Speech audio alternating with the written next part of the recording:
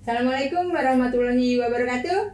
Salam sehat, salam presisi. Halo sahabat Rusari, ketemu lagi dengan kita Ngopi Rusari dengan dokterku dari Elsinta TV juga. Ya, bersama saya Evi Miranti psikolog dan rekan saya Nurse Tias. Iya. Hari ini kita mau ngobrol sama Bapak yang jadi ikon rumah sakit juga. Idol tentunya. Idol juga. ya tentunya ya. Idolnya juga rumah sakit ya. Kita mau bicara dari seragam nanti ada suara. Tentang siapa? Perjalanannya Kombes Pol Dr. Erwin Zainul Hakim Mars. Ya, oke. Beliau siapa ya? Beliau merupakan sosok yang sangat diidolakan tentunya di rumah sakit ini Rumah sakit tentunya. Polri. Dan beliau juga sosok seorang bapak yang mumpuni, kemudian juga mengayomi Mbak Evi. Aku kalau rapat yang suka ngajak ketawa tuh Dr. Erwin. Jadinya Jadi suasananya suasana cairnya rapatnya jadi cair gitu, iya. Padahal kan tadinya mungkin udah tegang dari awal Benar. ya. Kalau Kita mau sama berangkat Bapak- merapat nih udah tegang nih. Apa nih masalahnya nih? Ternyata begitu sampai di ruangan rapat bukan main, suasananya sangat familiar Jadi sekali. cair banget Jadi deh cair ya. Nanti kita banget. gali lebih banyak ya. Pasti teman-teman sahabat Rusari juga udah tahu deh siapa yang jadi perbincangan kita barusan. Ya, beliau adalah Wakarumkit Bayangkara tingkat 1 Pusdokes Polri. Selamat pagi Bapak. Selamat pagi Selamat pagi, Bapak. Selamat pagi. Ya. Senang ya Bapak bisa datang ke Ngopi Rusari. Alhamdulillah. Hari ini segar Pak. Alhamdulillah. Ngopi dulu Pak. Pak, ada pertanyaan sebelum kita bahas ke perjalanannya Bapak ya. Ada satu pertanyaan yang kok agak aneh dikit gitu kan, unik Pak. Maaf ya Pak, nun saya unggih Pak pertama. Nama Bapak gitu, Pak Erwin. Nah, Dokter Erwin. Kok N-nya 2 ya Pak? Nun saya unggih Pak. Itu ada ceritanya atau memang ada arti tersendiri Pak? Gini Mbak Evi, Mbak Tias. Jadi itu setelah saya SMA saya tanya sama ibu saya, kenapa kok nama saya N-nya 2. Nah, kata ibu saya setelah nama saya dikasih N2 itu sempat nggak ngobrol sama ayah ibu itu seminggu. Oh, siapa yang nggak ngobrol tuh bapak sama ibu? Iya, Oh, karena kenapa kok namanya N-nya 2? Rupanya ayah saya dulu suka cerita Perang Dunia Pertama. Ada di situ Jenderal Kavaleri yang pemimpin tank itu, namanya Erwin Rommel. Orang Jerman itu N-nya 2. Nah, ya Erwin namanya, Erwin Rommel. Nah, makanya terus dinamai Erwin.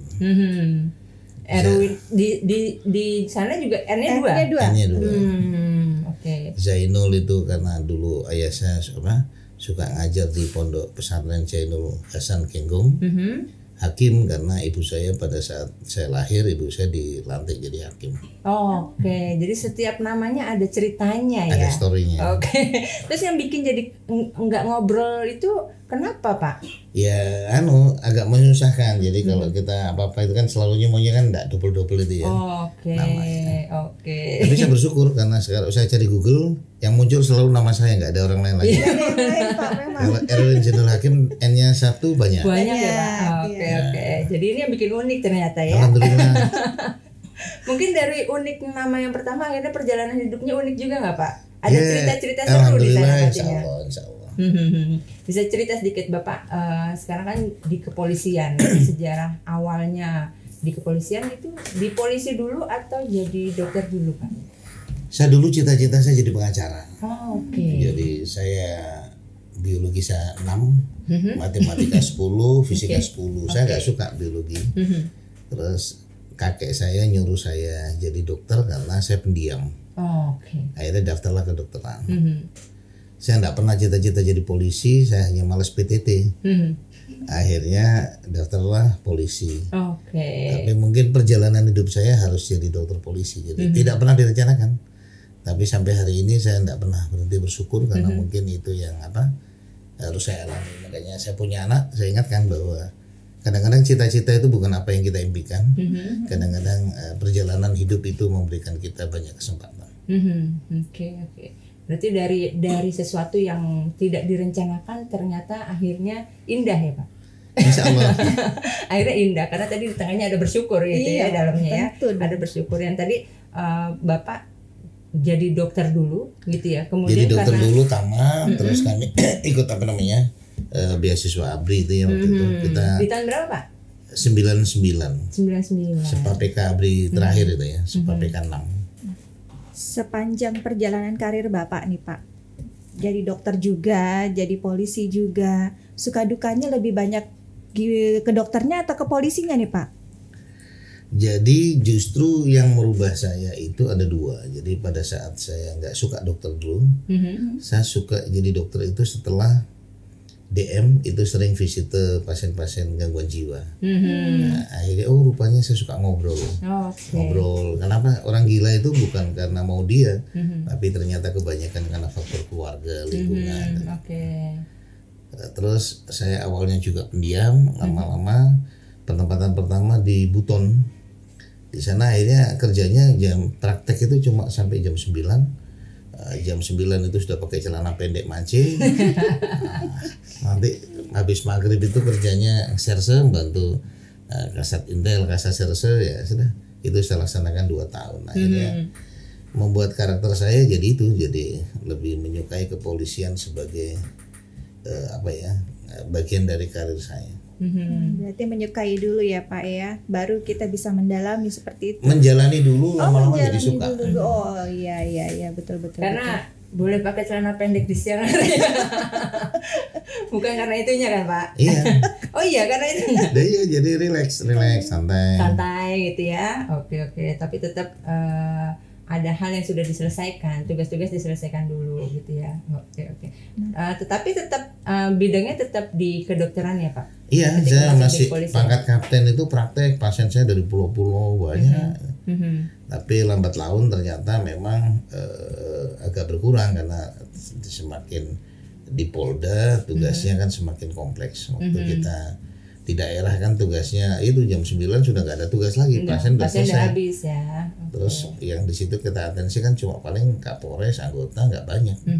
Tapi kalau di Polda lama-lama tambah padat, akhirnya kesibukannya berbeda. Oke, dari Butan Bapak pindah kemana? Ke Kendari. Kendari. Jadi Karungkit di Kendari. Terus kemudian sekolah pindah ke Banjarmasin. Terus sempat setahun di Palembang, balik lagi Banjarmasin. Terus di Mataram, Jawa Timur 3 tahun lebih, baru ke Jakarta ini. Luar biasa loh Mbak Evi. Perjalanan karir Bapak ini menginspirasi dari yang awalnya diam, nggak suka, menjalaninya akhirnya menjadi suka. Jadi suka. Nah, ya alhamdulillah, dinikmati. Iya, selain itu Bapak mungkin dari pengalaman Bapak nih yang selama ini sudah Bapak geluti di bidang kedokteran dan kepolisian, tantangannya tuh seperti apa sih Pak menjadi dokter dan juga menjadi polisi seperti ini? Tantangannya yang utama adalah memenuhi harapan internal ya. Jadi kan kita dibentuk oleh Polri itu untuk bukan sekedar lewat aja kan, harus memberikan makna bukan hanya saja untuk kesehatan Polri dan keluarga, tapi juga membantu tugas-tugas operasional. Jadi tidak bisa kita hanya unsur bantuan saja, cepat atau lambat kita harus masuk ke dalam dunia-dunia scientific crime investigation, dukungan-dukungan kebencanaan, dukungan-dukungan untuk kemanusiaan. Jadi makin lama makin kompleks dan itu tantangan terbesarnya. Oke. Ada kesulitan waktu mulai memasuki tantangan-tantangan yang semakin lama semakin sulit? Berjalannya dengan waktu, kita kan mulainya dari suatu Polres kecil, bergeser ke Polda kecil, berpindah ke Polda yang lebih besar, sampai waktu kami pengalaman di Jatim, akumulasi dari pengalaman itu akhirnya kita bisa paham bahwa memang kompleksitasnya terbesar pada saat kami di Jatim, karena harus mengatur dinamika zaman COVID, berinteraksi dengan gubernur, berinteraksi dengan Pemda dan segala macam, termasuk selain ngurusi kesehatan personil, tapi juga penanganan kesehatan di masyarakat. Nah, ini yang menarik nih Mbak Evi. Dari seragam nih tidak hanya memprestasikan tugas, tapi juga Bapak ini mempunyai komitmen, Mbak. Komitmen untuk memberikan pelayanan yang terbaik kepada masyarakat. Nah, apakah ini yang menarik buat saya sebenarnya dari tadi ya Pak ya, ingin bertanya sejauh mana sih interest Bapak nih kok sampai segitunya dengan kepentingan masyarakat. Jadi yang membuat Bapak untuk tertarik ke berkecimpung di dunia itu seperti apa, Pak? Jadi begini, kalau pendapat saya, organisasi Dokes yang kita sama-sama jalani ini selalu mempunyai 2 tagline, Kespol, Kesehatan Kepolisian, dan Kedokteran Kepolisian. Namun dengan berjalannya waktu, ternyata peran yang utama itu justru adalah sosial kemasyarakatan. Jadi kita bisa masuk lebih dalam semua permasalahan kemasyarakatan, mulai dari kebencanaan, ada masyarakat mungkin yang tidak tersentuh dengan pelayanan kesehatan BPJS dan lain sebagainya. Mungkin ada orang yang rumahnya di suatu daerah, kita pernah laksanakan itu, bangun rumah untuk masyarakat, bangun WC umum, nyari pasien-pasien yang lumpuh yang nggak tertangani. Termasuk kita waktu di Jatim itu belum terpikir sebelumnya bahwa masyarakat yang meninggal itu kan ada anak-anak yang nggak terurus. Rupanya anak-anak itu pada zaman itu nggak terpikirkan BPJS-nya gimana. Akhirnya kita putuskan 8 rumah sakit di Jatim itu membiayai pada saat itu untuk operasional kesehatan mereka. Oke. Menarik Pak, tapi maaf kita harus break dulu gitu karena ada yang melewat. Pemirsa nanti kembali lagi setelah yang satu ini. Selamat datang di Rumah Sakit Bayangkara Tingkat 1 Pusdokes Polri. Saat ini, Rumah Sakit Bayangkara Tingkat 1 Pusdokes Polri membuka layanan poli swasta Pavilion Edelweiss Presisi yang bertempat di Gedung Khalid Sudirjo lantai 3 Rumkit Bayangkara Tingkat 1 Pusdokes Polri.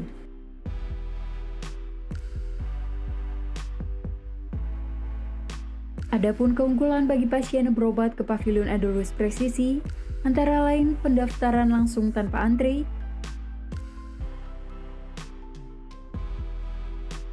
pelayanan yang excellent,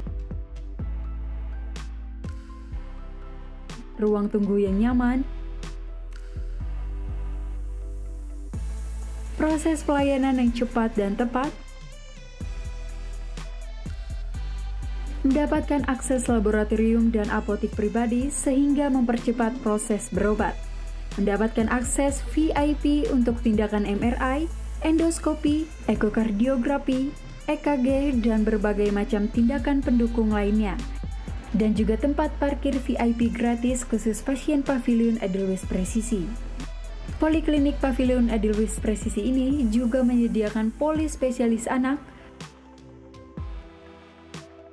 poli spesialis penyakit dalam, poli spesialis bedah umum, poli spesialis saraf, dan berbagai poli spesialis lainnya. Poliklinik Pavilion Edelweiss Presisi ini sudah berstandar internasional mulai dari ruang tunggu, ruang dokter, sampai ke petugas yang sudah tersertifikasi secara keseluruhan. Ayo berobat ke Pavilion Edelweiss Presisi dan nikmati pelayanan yang paripurna.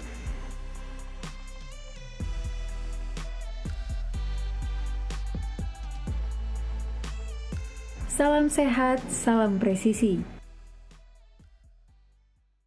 Kembali lagi di Ngopi Rosari dan dokterku bersama kita nih. Masih ngobrol sama Dokter Erwin ya. Bapak tadi kan menyampaikan bahwa dari tidak suka biologi, akhirnya masuknya di kedokteran. Pendiam, tapi akhirnya jadi polisi. Gitu ya. Jadi sesuatunya di luar yang direncanakan lah, tetapi akhirnya bisa menjalani gitu ya. Dan pendiam itu akhirnya tadi Bapak menyampaikan bahwa ada tugas-tugas di masyarakat, berarti kan harus berinteraksi dengan banyak orang gitu. Nah, bagaimana Bapak akhirnya bisa menyelami itu, bisa menjalankan tugas-tugas itu, Pak? Terima kasih Mbak Evi, Mbak Tias. Jadi dari pengalaman saya, jadi memang waktu yang menentukan dan tempat-tempat itu yang menempa kita. Jadi kebetulan di tempat-tempat itu akhirnya kita belajar bahwa kita ini di kepolisian ini bukan apa-apa kalau kita nggak ada gunanya.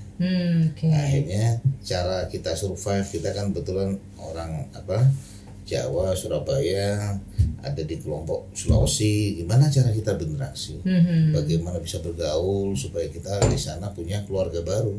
Akhirnya dari sana kita mulai belajar. Kesulitan nggak awalnya Pak? ketika beradaptasi dengan beda budaya, kemudian awalnya sulit, cuma kan karena kita bujangan dan kita takutkan ya sudah kita jalani. Ternyata masyarakat di sana sangat welcome. Itulah yang mengajari kita cara bergaul, cara berkomunikasi. Dan itu mungkin ya Pak ya menjadi pengalaman tersendiri buat Bapak ya, karena dengan ibaratnya di usia yang masih muda, masih bujangan nih Mbak Evi, harus menjelajah pelosok-pelosok yang memang berbeda kultur, berbeda budaya, adat istiadatnya. Nah, menarik sepertinya Mbak Evi. Namun kan tak kenal maka tak sayang nih Pak. Hobi Bapak tuh sebenarnya apa sih Pak? Hobinya makan. Makan, nyanyi, sesekali fitness itu. Yang bikin happy ya Pak. Kalau yang menyanyi saya percaya Mbak Evi. Oh, iya, Mbak Evi udah pernah dengar aku kalau belum Bapak pernah nyanyi? loh. Nanti berarti di akhir harus denger ya. Oh iya, luar biasa loh kalau beliau sudah nyanyi. Oke. Lanjut Bapak tadi. Akhirnya pengalaman dari waktu ke waktu itu yang memberikan pelajaran ya. Iya, jadi sebenarnya ilmu sekolah atau apapun itu hanya memberikan guidance. Tapi interaksi dengan masyarakat itulah yang membentuk karakter kita. Jadi kita tahu bahwa Dokes kita, kebetulan kami hidup di Dokes, bagaimana bisa bertahan? Kita harus mulai nih paham supaya kita menjadi manfaat bagi mereka. Mulailah kita buat program-program misalnya eradikasi tato misalnya. Ya ternyata banyak orang-orang itu yang dulunya mungkin ya iseng-iseng atau segala macam, tiba-tiba mulai tahu agama. Kalau sholat nggak enak, mulailah dia pingin tatonya dihilangkan. Atau dulu karena jatuh cinta seseorang pasang tulisan dilukis gitu ya Pak. Joni, ternyata pacarnya beda ya kan, kawin menikah dengan beda, pengen dihilangkan. Akhirnya ternyata banyak itu masyarakat. Bahkan kita pernah ngadakan penghilangan tato itu 70% itu malah cewek, bukan laki-laki. Gitu. Di daerah mana Pak? Di Jakarta, di Surabaya, di Surabaya. Gitu. Jadi ternyata memang kita paham terus suatu saat waktu kami di Banjarmasin pengen bisa nggak puasaan ini kita nyunat 3.000 orang, gimana caranya ya? Akhirnya setelah kita belajar ternyata anak kecil itu banyak di TPA. Akhirnya kita laksanakan di tempat TPA-nya. Jadi bukan nyuruh orang datang, jadi kita datang. Kita yang mendatangi. Kita laksanakan di bulan puasa itu jauh lebih mereka senang daripada nggak bulan puasa. Jadi apa yang menginspirasi Bapak punya program itu gitu Pak? Karena itu bukan program kecil ya gitu. Ya pengalaman perjalanan tadi Mbak. Jadi kita perjalanan misalnya kayak gini lah. Saya sering malam-malam pulang tiba-tiba melihat ada ibu pakai cadar dorong bak sampah, di belakangnya ada anak-anaknya, terus ada laki-laki megang di belakang. Itu biasa nanti tim saya suruh cek, coba cek apa yang bisa kita bantu buat bapak ibu itu.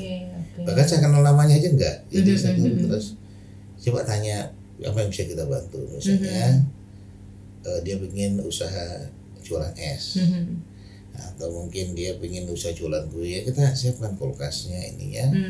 Nanti 2 minggu sebulan lagi kita tanya, sudah ada penghasilan nggak Bu dari ini? Ada Pak, dapat 50 sampai 100 ribu per hari. Sudah, kalau itu sebagian mereka senang ya sudah. Nah, pada saat kita menjabat ya sama, kalau kita jadi Kabidokes terus nggak ada manfaatnya bulan puasa gimana nih? Gimana caranya 3.000 orang bisa disunat? Akhirnya ngirim tim dulu ke kelompok-kelompok pesantren apa semua.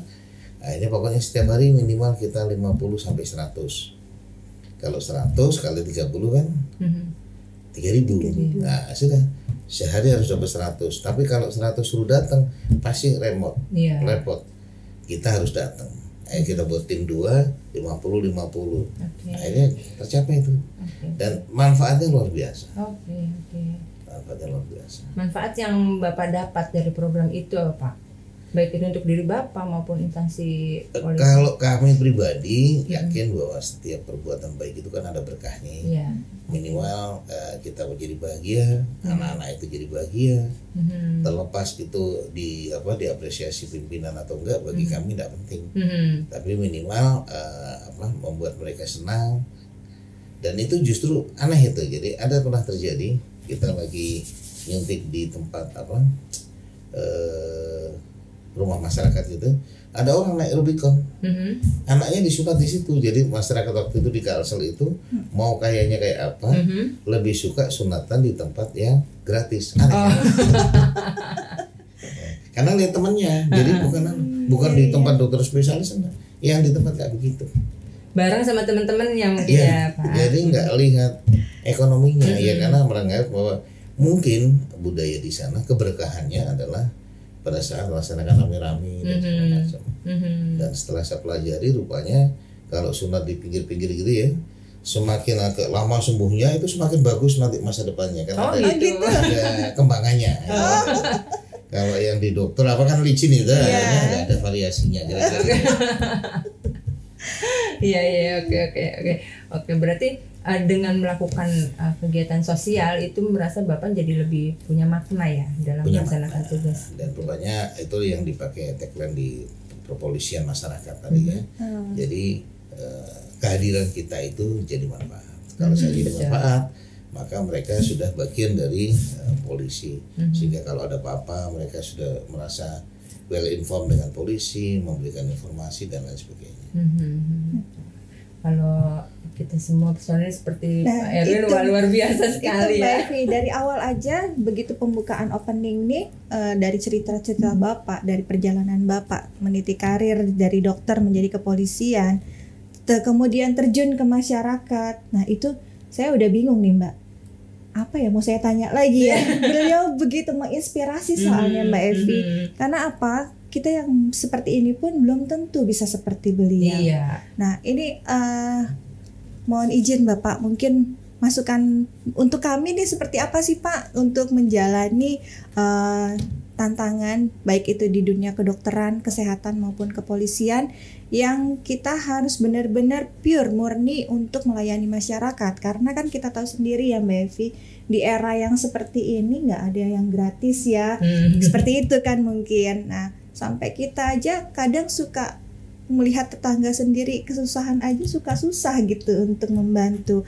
Nah motivasinya dari Bapak ini sangat menginspirasi lagi. Seperti itu Mbak Evi. Nah mungkin dari perjalanannya nih, dari perjalanan Bapak yang dari kedokteran kemudian kepolisian, yang perjalanan ke daerah, dan terakhir sebelum ke Rumah Sakit Bayangkara Pusdokes Polri ini beliau menjadi Kabidokes di Polda Jatim ya Bapak. Dan itu menuai banyak sekali prestasi yang sudah beliau berikan di Kabidokes.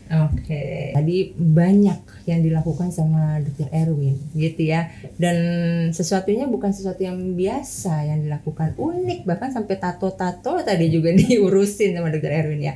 Dan ternyata menghasilkan muri ya. Luar biasa. Dan itu direncanakan untuk dapat muri atau gimana Pak ketika Bapak melakukan program gitu? Saya mau dapat muri gitu.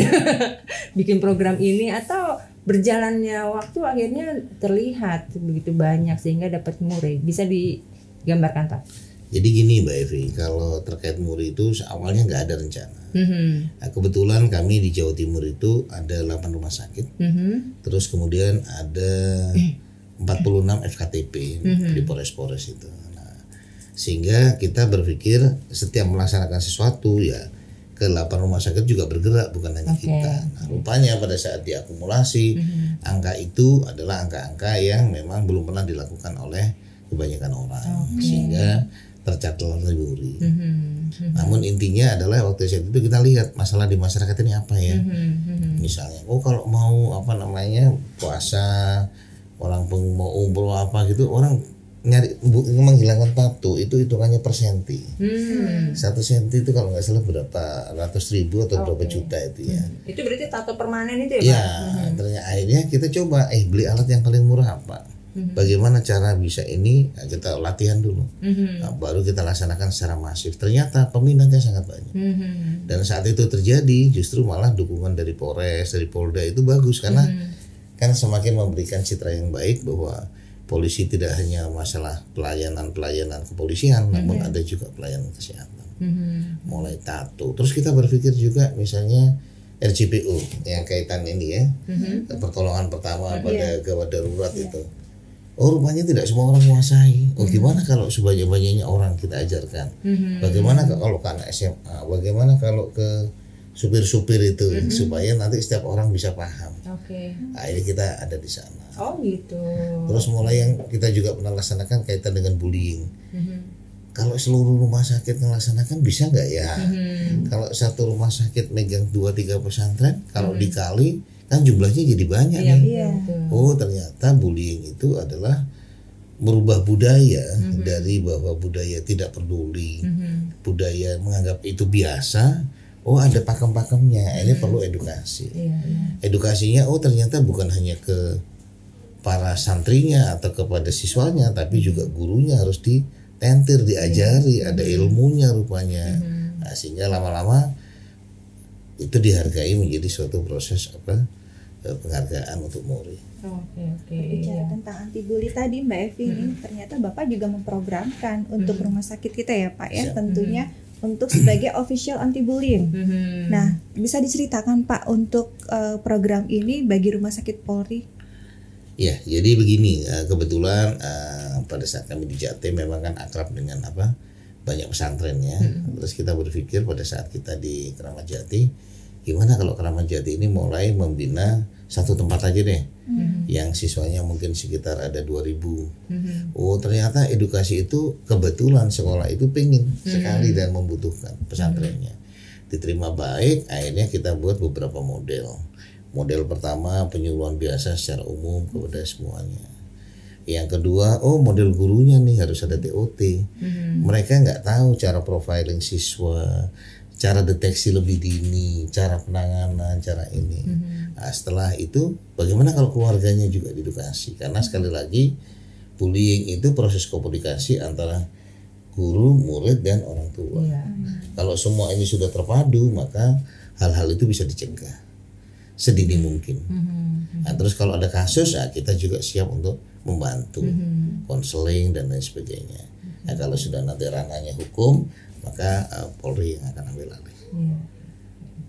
Ya, memang ide-idenya unboxing semua ya, bukan yang terbiasa dilakukan gitu ya, sehingga murid melihatnya juga sebagai sesuatu yang berbeda gitu ya, gitu karena tidak umum gitu loh. Termasuk tadi saya tertarik dengan yang Bapak memberikan edukasi RJP kepada masyarakat umum gitu, bahkan biasanya kalau di kita kan hanya di lingkungan rumah sakit gitu ya Pak. Selama ini kan hanya di lingkungan rumah sakit, kemudian mungkin tenan-tenan gitu di edukasi ini Bapak sampai pada anak sekolah, kemudian angkot gitu. Pemikirannya awalnya tuh gimana sih Pak nyampe ke sana gitu loh. Kita aja nggak nyampe ya di situ. Bukan levelnya, kita bukan levelnya. Yang kita pikir kenapa lagi di Jakarta ini. Sekarang musimnya medical check up gratis itu. Pernah mikir nggak orang-orang yang termarginalkan di mana kolong jembatan, anak-anak yang musik di jalanan, pengemis itu, yang merasa kesehatan siapa? Nah, itu kalau kita laksanakan medical check up ada manfaatnya nggak? Ada. Lama-lama dia tahu bahwa ya pekerjaannya ini berisiko. Oh iya benar ya. Akhirnya mereka mengetahui itu ya. Harusnya itu juga dilaksanakan upaya sendiri. Mungkin suatu saat kita akan terlibat di dalam hal seperti itu. Karena hal itu langsung menyentuh ke masyarakat. Iya. Sebenarnya kita pernah dulu nyari manusia silver. Atau di Jawa Timur itu. Iya Pak. Cari, kumpulin, ketemulah di satu kota itu ada 12 orang. Dikasih masalah kesehatan gini. Terakhir kita lobikan untuk mereka bisa bekerja. Lama-lama tahu bahwa ternyata semakin lama bahan racun itu nempel tubuhnya, suatu saat tak lama lagi pasti dia akan keracunan kan. Sehingga lama-lama akhirnya mereka memutuskan untuk berhenti dari usaha yang biasa ngamen di pinggir jalan dengan dicat badannya itu. Dan itu suatu tantangan untuk Bapak ya Pak ya, karena kan kalau misalkan kita mengajak seseorang untuk berbuat baik, apalagi untuk di bidang kesehatan kan memang agak sulit ya Pak ya, untuk merubah perilaku apalagi karena kita tahu masyarakat Indonesia sendiri nggak usah jauh-jauh di sekitaran Keramat Jati aja, untuk mencari pertolongan yang paling mudah pun kadang juga ntar deh gitu Pak. Nah Sejauh ini ada nggak tantangan Bapak untuk menjalankan program-program yang sudah Bapak canangkan? Tantangan terbesar itu berkolaborasi.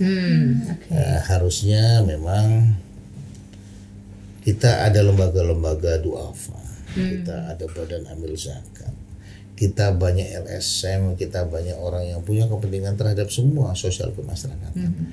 Namun mereka tidak dalam satu lingkaran yang sama. Padahal kalau dalam berdiri masing-masing ya Pak. Kalau lingkaran sama yang punya anggaran spot percaya gini-gini, saya rasa semua masalah masyarakat itu akan selesai. Karena terjadinya terorisme, terjadinya kejahatan, salah satunya adalah kesenjangan sosial, kesehatan dan masalah keuangan. Kalau mereka itu bisa disentuh, maka siklus-siklus kejahatan dan apa itu pasti akan berkurang. Dan mereka akan jadi manfaat. Ternyata mereka harus berproses. Kadang-kadang kan orang jadi pengemis karena penghasilannya banyak, menikmati, padahal nanti suatu saat resiko yang dihadapi sangat besar. Nah, itu perlu ada proses untuk sana. Nah, kita yang kebetulan punya peran, punya kesempatan, baiknya mulai melakukan itu. Tapi tantangan terbesar adalah sinergi dengan lembaga-lembaga ofisial, NGO, semuanya. Kalau ini bisa bersatu, luar biasa. Karena daripada sibuk badan amil zakat menyari orang setiap tahun ya kan. Nah, kalau mereka sudah ada wilayah-wilayah yang bisa disentuh, itu sangat luar biasa. Dan kita berharap suatu saat Bidokes, Rumah Sakit Bayangkara Polri mendapat kepercayaan untuk selain untuk melaksanakan perubahan itu, juga fund-fund ini juga mendukung sehingga pelaksanaannya bisa lebih masif. Program baru. Program baru bagus ini, Muri lagi nih, muri berikutnya. Dan kayaknya kita nih nanti berdua ada di dalamnya ya Mbak. Insya Allah. Insya Allah. Ya oke. Bapak dengan banyaknya tugas yang diberikan, kemudian dan ide-ide yang luar biasa, rasa lelah mungkin merasakan Pak?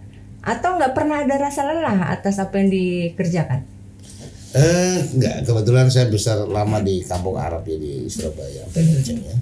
Jadi kita percaya bahwa 1-2 yang kita lakukan mungkin tidak seberapa, tapi pasti membawa keberkahan. Kalau kita ada hadisnya kan, jika engkau sibuk mengurusi urusan orang, urusanmu akan menjadi urusan Tuhan. Saya juga kadang-kadang heran, sering saya periksa darah gitu ya, loh kok ini kolesterolnya kok 150 aja nih, kok baik-baik saja. Mungkin Tuhan masih sayang. Kalau kita selalu berpikir sibuk mengurusi orang, mungkin paling tidak ada hal-hal baik dari doa-doa orang itu yang membuat kita jadi lebih baik, lebih sehat dan sebagainya. Oke, luar biasa. Berarti dari apa yang dilakukan itu memang sangat dihayati ya, sangat dimaknai gitu ya. Itu yang membuat Bapak akhirnya banyak nilai di kepolisian. Mbak Tias, tadi ada yang mau ditanyakan. Ya, yang ditanya banyak sebenarnya. Cuma saya bingung nih mulai dari mana dulu yang mau saya tanya nih. Soalnya ceritanya Bapak, ya Allah, saya jadi terenyuh gitu kan Mbak. Nah, mohon izin Bapak, waktu Bapak menjabat sebagai Kabid Dokes Polda Jatim. Nah, ini kan Bapak juga membuat terobosan nih Mbak Evi sebagai membuat program yaitu Kartu Bayangkara Prioritas. Nah, ini seperti apa sih Pak bentukannya? Kemudian juga mungkin Bapak bisa menggambarkan seperti apa sih program tersebut? Jadi berawal begini Mbak, terima kasih Mbak Tias. Jadi berawal dari seringnya kita datang ke masyarakat. Jadi rupanya banyak masyarakat yang mungkin tidak pernah tersentuh BPJS. Mungkin tidak ada yang akhirnya kita memanfaatkan keberadaan 8 rumah sakit Bayangkara itu. Orang-orang itu diberikan satu kartu untuk kemudahan akses. Jadi pada saat dia menyerahkan itu ke rumah sakit Bayangkara manapun di Jawa Timur, maka dia akan mendapatkan pelayanan dijemput, pelayanan diantar, pelayanan untuk tanpa pembiayaan sama sekali. Jadi prioritas nanti kita jadi seakan-akan mereka menjadi pasien VIP. Bahkan nanti beberapa masalah sosial kemanusiaannya bisa kita bantu. Misalnya nggak punya WC, kita bangunkan WC dan lain sebagainya. Nggak punya kursi roda, kita siapkan. Terus kartu Bayangkara Prioritas itu juga berkembang ternyata. Misalnya kita dalam mengelola rumah sakit itu kan sering ada orang komplain dan segala macam. Kita percaya orang komplain itu adalah orang yang sayang sama kita. Iya. Kalau masih ngomong pasti dia sayang. Suami istri itu kan Iya. semakin cerewet semakin sayang. Tapi kalau sudah diem itu tanda-tanda. Nah, dengan diberikan kredibilitas dia akan merasa menjadi bagian dari keluarga. Jadi itu adalah wujud penghargaan. Padahal sebenarnya adalah permintaan maaf di awalnya. Namun lama-lama akan menjadi bagian bahwa Anda kontributor dari rumah sakit. Kritik Anda sangat penting bagi kami. Dengan ini Bapak akan mendapatkan pelayanan lebih baik. Akhirnya mereka merasa bahwa oh iya ya, berarti akhirnya mereka jadi marketing rumah sakit. Bukan lagi cerita jeleknya yang dia alami, tapi merasa dia banyak dapat privilege. Ini jadi lebih cepat, ini lebih cepat. Akhirnya itulah fungsi kartu privilege itu. Dan di Jatim memang itu terutama juga para purna-purna, sehingga mereka begitu membawa kartu itu mereka akan diberlakukan. Oh, ini tidak perlu menjelaskan. Saya dulu polisi di sini loh, saya Anda kasih lihat. Oke, Bapak silahkan antrinya di sana, ditangani, dikomunikasi lebih baik. Itu masih berlangsung sampai saat Iya, ini, Pak? masih berjalan. Masih berjalan, luar biasa. Dan tadi sedikit yang saya bisa tangkap. Tadi kan Bapak bilang sebenarnya kartu ini awal mulanya adalah permintaan maaf. Iya. Nah, permintaan maaf yang seperti apa nih, Pak? Jadi begini, pada saat seseorang itu melakukan komplain, misalnya kita ada kasus orang protes dan segala macam, itu tidak cukup dengan dikasih penjelasan. Biasanya kita juga melaksanakan namanya komplementari. Komplementari itu non sewu, misalnya Pak minum dulu Pak, oke. Pak sudah makan dulu, pulang dikasih oleh-oleh. Tapi dia habis itu sudah pulang selesai. Namun kalau dia diikat dengan kartu Bayangkara Prioritas itu, maka dia sudah jadi partner dari kita.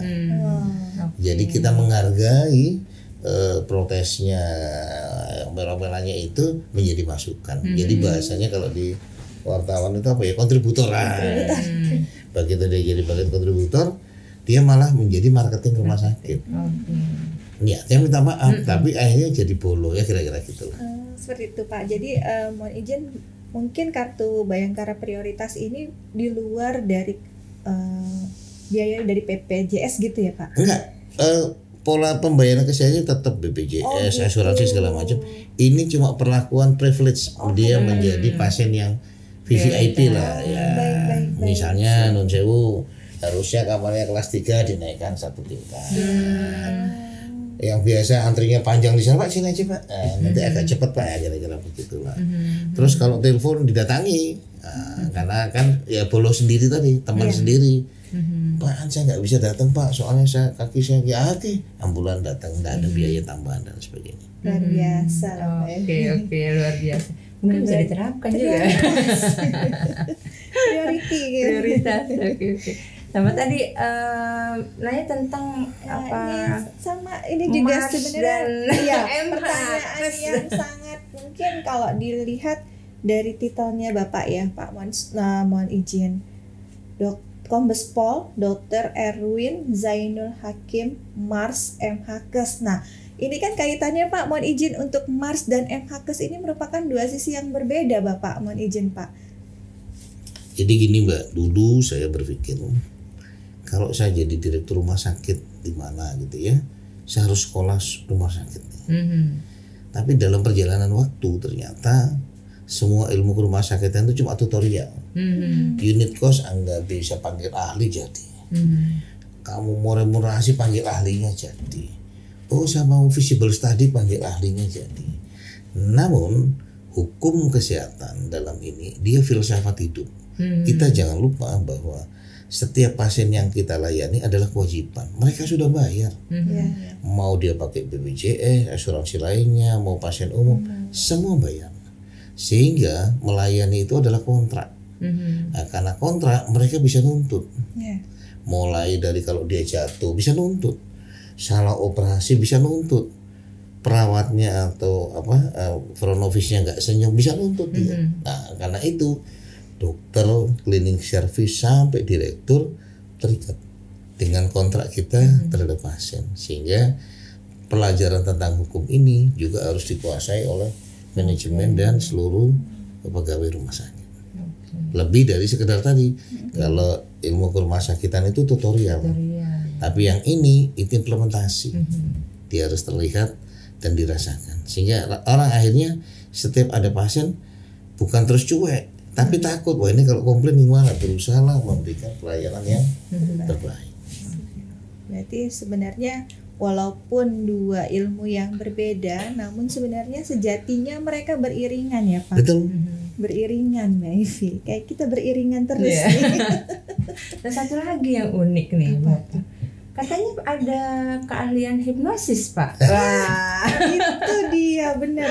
Ini agak unik beda dari yang lainnya gitu. Seperti apa Pak keahlian itu Bapak terap?